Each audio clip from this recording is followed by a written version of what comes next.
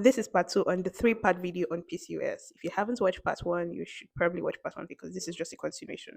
So, why does PCOS happen? Honestly, we do not know.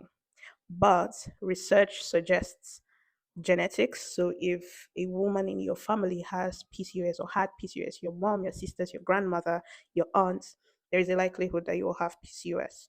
Two, insulin resistance. So, if you already have problem with insulin, then there is a likelihood that you have PCOS. And then research also suggests that women with PCOS have low grade inflammation, which leads to production of more androgens and, the cycle from the other video that I mentioned.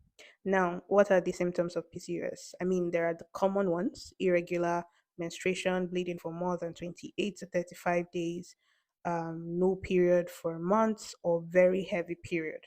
But there are some other symptoms that I think people do not talk about very often, and we're going to do that today. Physical symptoms, which usually occur due to the high levels of androgen in a person's body. The first we have is hirsutism, and this is excess growth of hair on the face. So you begin to have beards because of the androgens or the male hormones that is now in excess in your body. So facial hair, hair on the chest, hair on the back, hair on the abdomen. Other physical symptoms could be acne, thinning of hair, balding, or darkening of skin, especially around the neck region.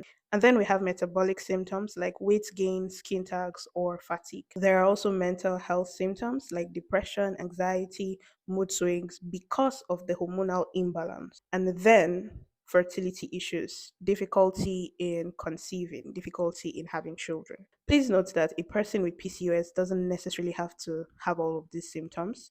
A person can have just physical symptoms or just the metabolic symptoms.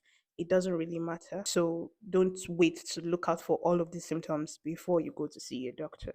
You should probably go to see a doctor when your period is not as regular as it should be, because that is the most common symptom of PCOS.